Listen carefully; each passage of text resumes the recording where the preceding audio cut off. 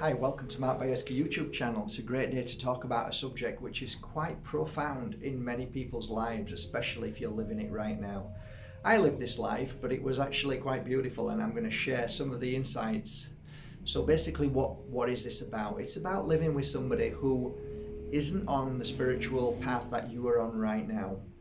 Meaning that I'm spiritual, I'm awake, and my partner is asleep.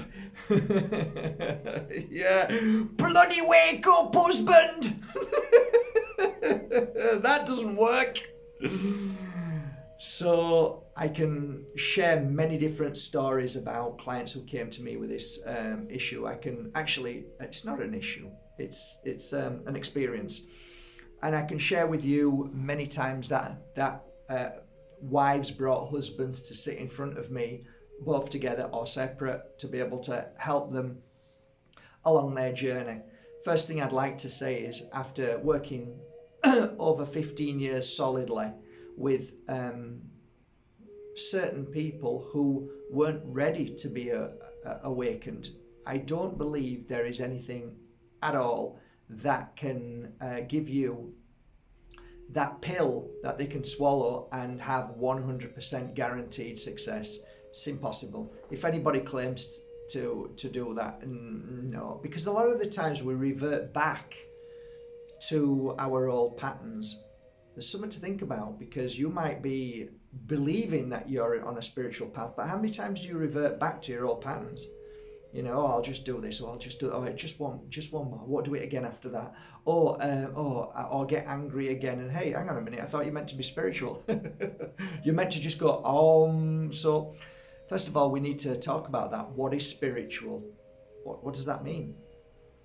Because a lot of people have sent me messages saying that I'm spiritual, but my partner isn't. What if I was to say to you that they might be more spiritual than you and that they don't need it?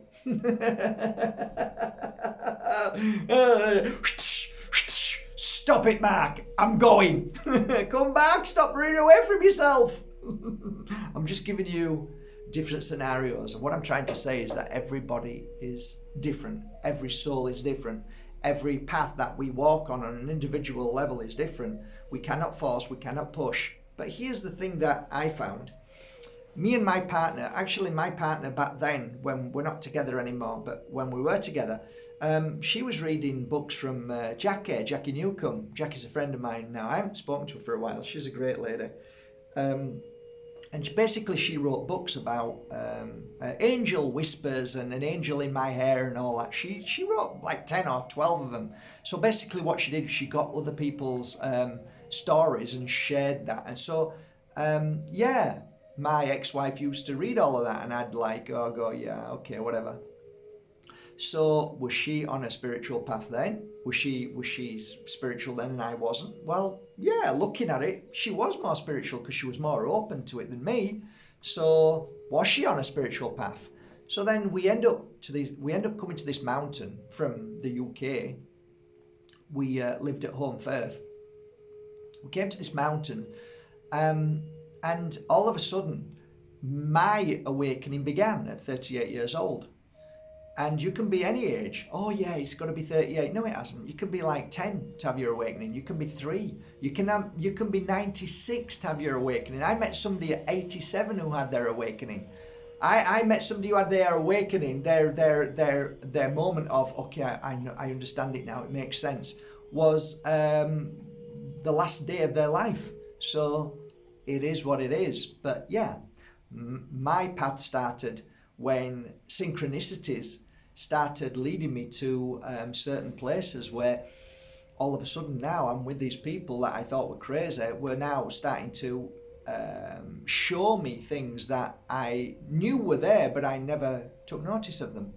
So I guess the great question is, I know what you're asking, get on with it, Mark. We're talking about how I can help my partner who doesn't see how do I live my life. Well, I'm trying to explain in this way that I used to come home and share this truth with my wife back then, who she's not my wife anymore, and she was like laughing and like she couldn't believe it because this was like all new to me, and it was like she was laughing most of the time.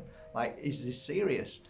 And I'm going, no, honestly, right? So as my days and months grew, I was kind of guided, and this feeling I had, like pulled like a pigeon going back home again, being pulled to this path of healing, this path of future seeing and helping people more than anything. Not like future seeing really wasn't part of it. It was just a nice kind of boom to open them up to say, okay, this guy got to be genuine, because there's no way he knew that about my past. He didn't know that about my present. He didn't know that my future is going to be this. So if he knows that, then there must be some truth in what he's saying. That's the only thing that I have any kind of understanding with future, right, for me, because you create your future. You can mold it, you can design it, you can do anything you want. But as a speaker about your future, no, that, don't put that in stone. Shelve it, get on with your life, mold it, make your life amazing, and then look back and say, oh yeah, that kind of happened, that's amazing how that happened. But you don't live your life because of a future reading. That's a bad way, because then you're waiting for it. Sometimes you miss everything else that you're meant to be doing, because you're looking at the kettle, the future kettle, or the crystal. I'm waiting, it's all here, it's all coming. And like, hang on a minute, it just passed you by, mate. You missed it all. So I got to the point where I started saying, okay, now I'm ready to do this work. So I started doing this work, and as I came home on a night with these amazing stories, that I was able to share some of them, other I couldn't. But I noticed that I'll say Susie, I can say that, right? I can say Susie. Susie was like very good, and she was like, oh, it's really great, and supporting a partner who's doing something that is so bizarre is actually a beautiful thing. And what support means isn't that I need to know everything you're doing, I need to walk your footsteps. Actually, maybe what they're doing is actually everything that you want. And just think about this for a moment. Imagine if your partner started to become spiritual, and they started doing everything that you do, and followed you, and wanted to know what you're doing, and wanted to be more closer to you and in your life, and to do it like, I need some breath. Like, back off, will you? This is a bit too much. It's a bit like relationships. I've always encountered this. My partners always wanted more love, and then we ended up saying goodbye. Then they met somebody that loved them too much, and then they left them because they couldn't cope. We always want what we can't have, and then when we get it, we don't want it. It's like, it's something in us all. Something that we need to get rid of. Okay, so be happy with what you've got. And actually, this goes back to the same spirit's rejections. Our rejections are spirit's protections. I can never say that. Which basically means you get what you need. So really, maybe the partner is there for two reasons. I can at least see two. One reason is to challenge you, to see how strong you are, and to keep you on your path. And that is a great experience challenge, you know. So it's challenging you, right? You don't need your partner to know what you're doing and feel what you're feeling, and to be, you know, all right, okay, so he might not do what you're doing, he might do silly things. Okay, but that's his path. Okay, yeah, but I don't want to be with him if he's like that. I want him to be more spiritual. Okay, what if he changed and became spiritual tomorrow? What happens then? You think it's all going to be bed of roses? A lot of things can actually cause great issues when two people have enlightenment together. And I know this is a fact. I know thousands of people who have been enlightened together, and all of a sudden they split up. They split up. They go their own way. Why is that? Because they realize that they've fulfilled their destiny together, and now they've got this awakening, and now they're going off onto their own path and their journey. You're with somebody that you're wanting to be on your journey and path, and this person doesn't want to be on it, so you're keeping this focus on that all the time. But if you became enlightened, you'd go, okay, I'm bored now, I'm off. Maybe. I've seen it many times. So how would I put this in a nutshell? How would I, like, you can't really summarize it because it's impossible. But let me say this, I am really thankful for Susie in my life when I became a healer, because the support of Susie was not that she wanted to be a meditator 24/7 or a guru or enlightened or understand all of these things. She just got on with her life, and that allowed me to get on with my life. So in truth, if you are frustrated and upset and it bothers you, then you're going to have to look at yourself and say, well, actually, are you on a spiritual path? Because if that's bothering you, then and I always say this, when we react to something that upsets us or gets us angry, it's because we need to fulfill something in us. It's not in them, it's in you. Oh yeah, you. And when you do this, there's these pointing back at you. So there's 3 more pointing back at you. So when you send me a message and say, have you got any videos? And I've had like about 15 to 20 this past week of, the separation between the fact that my partner, my wife, isn't spiritual and I am, or the other way around. I would say, live and let live. If you are on your journey, and I've said this before, there was a point in my life that I believed that the mountain, and you'll have seen these on my videos, I said when you get to the top of the mountain, it always looks more beautiful when somebody's with you, right? When you see something amazing, if somebody's with you, especially a partner, then it fulfills everything. Well, actually, the more I grow in my spiritual path, the more I realize that if you are witnessing something at the top of your mountain or anything, and you are fulfilled by that and do not feel the need to have somebody next to you to feel that fulfillment, then you have mastered you. And it's a great observation that I look back and think, wow, I thought I was enlightened, but I wasn't. And like, am I enlightened now? Maybe I'm not. Maybe in 5 years I'll look back and see it all completely different again. Maybe enlightenment means that when I get to the top of the mountain that I don't feel anything because everything's an illusion and it doesn't matter. And actually, it should be the whole journey that gives me the enlightenment. So every footstep I take, I should still feel the same at the top of the mountain. You know what I'm saying? Whoa, Mark, you're driving me crazy. I just asked you to answer my question about my husband who's a pain in the ass, who isn't spiritual and is doing silly things and I don't know what to do. You know what? Work on yourself. Be the most powerful spiritual being you can and keep walking your path. And as you walk it, you keep walking and keep walking and keep walking, and all of a sudden you shine a light, and that light becomes stronger and stronger and stronger. And then your partner sees that light and says, you know what, I like what you're doing. I like it, and I think I'd like to try that. And all of a sudden you created that by not pushing or forcing or preaching. You just practiced what you preached. And like for me and my partner, I watch my partner now and I'm like blown away by everything she does. I'm like, I cannot believe the power she has on all aspects of spiritual enlightenment. And she is way ahead of me, way ahead of me. They say behind every great man, there's a woman rolling her eyes. It's true. And sometimes I'm deflated. I'm absolutely deflated when I see the power of my partner and how not just enlightened, but how she handles life and how it doesn't affect her with knee-jerk reactions and like, wow, I'm like you. I'm still working on myself. I still knee-jerk to this day. But it's great. It's great because every day is that what I want to feel the same at the top of the mountain.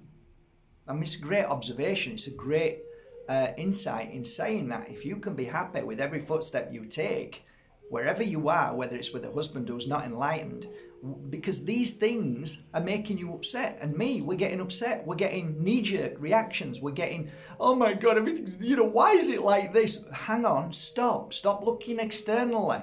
Work on your path, work on you, leave everybody alone, and the more you walk that path, the more you shine a light, and before you know it, Nothing affects you anymore. Your partner doesn't affect you. They may have got stronger, but they may not have done, but yet you're not affected. And the point being, if you're sending me a message saying, I want my partner to be spiritual, it means that you're upset at your partner because they're not spiritual, which means that it's you who needs to sort yourself out and not trying to give tips and stuff to try and speed his spiritual journey.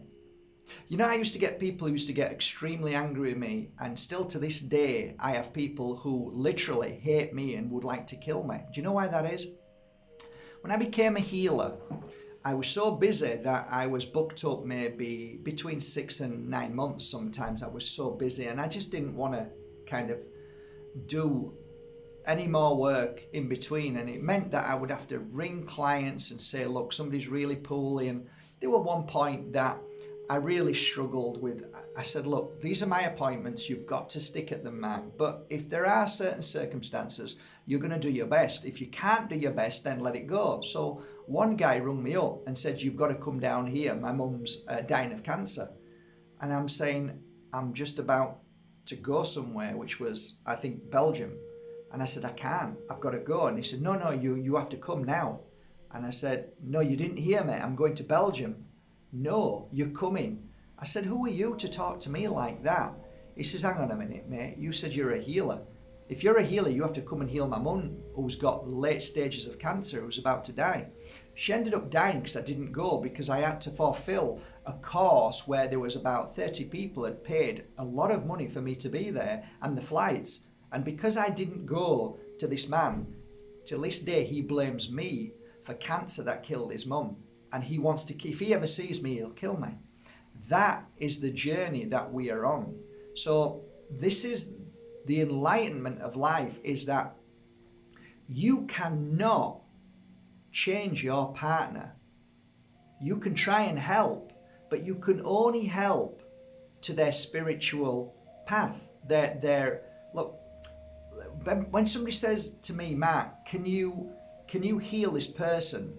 Well, you can help them heal themselves to a point, but you can't stop their spiritual path. What is their spiritual path? Their spiritual journey. What is their spiritual journey? They're not spiritual. Well, how do you know they're not spiritual? How do you know spiritual isn't everything we do when we wake up? But all our actions may not be that spiritual, but we're still on a spiritual path. So I can only help you as far as your path allows, which means that if your path says that you have to do and be here and leave at this time, I can't stop somebody from moving into the light with cancer. Or if it's that is not a healer's task. A healer's task is just to help. So if you become more spiritual and awakened, it's not your task to help awaken somebody. Because you can take a horse to water, but they won't drink it if they don't want. I take my little Lily doggy, and she's thirsty, and sometimes she won't even touch the water. I'm saying, you're thirsty, drink the water, and she'll just look at it. But she'll drink it when she wants to drink it. So if we're looking at life that we want to help our partners to walk a spiritual path, I believe that it is through our enlightenment and our practice that one day when the moment is right and the penny drops, then they may become awakened and enlightened. But that doesn't mean you're going to be happy. It might come with a lot more experiences that might be even more traumatic for you, and that you might end up actually thinking, oh my God, I wish I had what Mark said, a partner who just let me be so I could do everything I wanted to do. You know, okay, there were times that my partner back then would be upset because I would be out till all hours of the night doing ritual work with shamans, or I'd be on the Skype with Hollywood directors and stars doing readings and sessions, and breaking my dinner or my lunch or my supper with my family because I had a phone call from LA. There's somebody famous wanting a session. I'd run out and I'd sacrifice my life, and you know, I look back and think, wow, what a selfish person I was. But that was my journey. That was my path. That's what made me who I was. And I had the support of that. So great question. Ask yourself this question, because I asked myself the same question. Would it be the same if my partner would have become spiritual? Would my path would have been the same? No, it wouldn't. I don't think it would at all. At all. I think it would have been it would have blown out of the window, and I wouldn't have done what I've done. So I would say this: whatever you have, whatever you've got, whatever is happening in your life with your partner, you've got exactly what you need. And if you sit your partner down in your mind and look at them and ask yourself, what is it my partner is giving me to fulfill my spiritual journey to enlightenment, in the sense that what do I need to grow from about my partner that I am struggling with? Fabulous, really. Fabulous.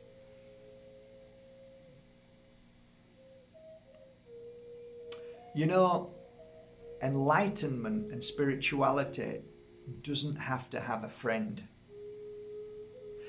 Spirituality and being spiritual doesn't mean you need company. In fact, true spirituality, like the Buddha and many other sages, they spend time alone because there's a lot that they need to learn and understand about themselves. It could take 1,000 lifetimes. And I think also, if you need your partner to fulfill your spiritual destiny, then I don't think you might be on the spiritual path that you think you're on. You might be really just wanting your partner to make you feel better, because you don't really truly understand spirituality just yet. Because if you did, do you need your partner to know what fresh air is? Do you need for your partner to know what fruit and vegetables are and how beneficial they are? Do you need to tell your partner that if you swim in the sea, you make sure that you don't swim against these currents that might pull you in? And do you need your partner to know certain things that, if we know that they are there, if we know that everything exists as it is, then why would we need our partners to know that? It's like, I don't need my partner to know anything. I don't. I really don't. Because this is my journey and it is your journey. Although it's nice to have somebody there, I think that the most powerful part of your journey of enlightenment is you being happy with everything that you see, experience, learn and grow from, rather than the worry, the fear, the what ifs, the why nots of a partner not understanding you and not wanting to understand you. It's just one aspect of your life.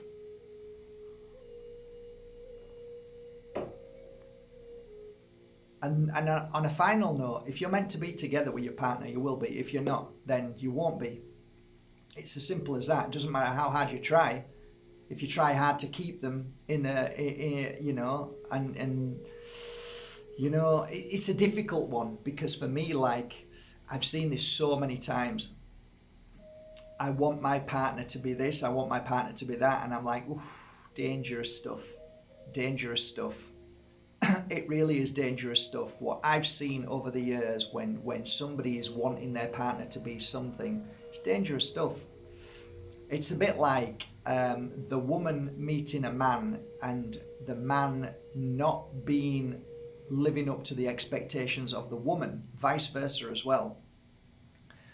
So a man sees a woman and kind of likes the woman, but now wants to change the woman because it's not quite fitting right. This is also an aspect of spirituality. So then he influences her to change. And then when she changes to fit into what he wants, then he realizes he don't want her anymore because she's changed. Maybe what you've got is exactly what you asked for. I think that's it, really. I can't really summarize this because there's so many aspects. But I hope that this conversation today might open your mind a little bit more. And all I can say to you is this: just keep going. Just don't let that affect you, and your actions will create volumes of truth and understanding to eventually the penny drop moment, because it's a divine moment that you can't force, you can't push, you can't rush. It's impossible. Divine timing happens because of a divine timing, not your timing and what you want to please you and make you feel good. So do I sound like a father who's scolding you? I'm not, because I know what you're going through. I understand the frustration. I understand, because you're probably looking at this saying, you have no idea how he treats me. You have no idea. Well, actually, it's your path. And if you're unhappy with all of that, then the choice is yours to what you want. But all I'm saying is, if you walk away from your partner who treats you the way he is, then don't expect your next partner to be any different in the way that you want, because sometimes it brings a whole new can of worms. So okay, that the partner that you had wasn't spiritual, but now you've got a spiritual partner who's off his rocker, who's crazy, who's lunatic, but he wears clothes like this, but he does terrible things like satanic this and like, hang on a minute, I thought you were. So, be careful for what you wish for. I'll tell you what you should wish for. Being happy in your own space. Doesn't matter who's around. Work on you. That's the most powerful message I can give you, because the more you work on you, the more things don't affect you around, and the more things you don't need in your life or don't want from others. So externally will become irrelevant. Have a great day, guys. Thank you so much for going to markbajerski.com and buying your authentic crystals, oils, incense, and now teas. I hope they're healing you every day. Take care.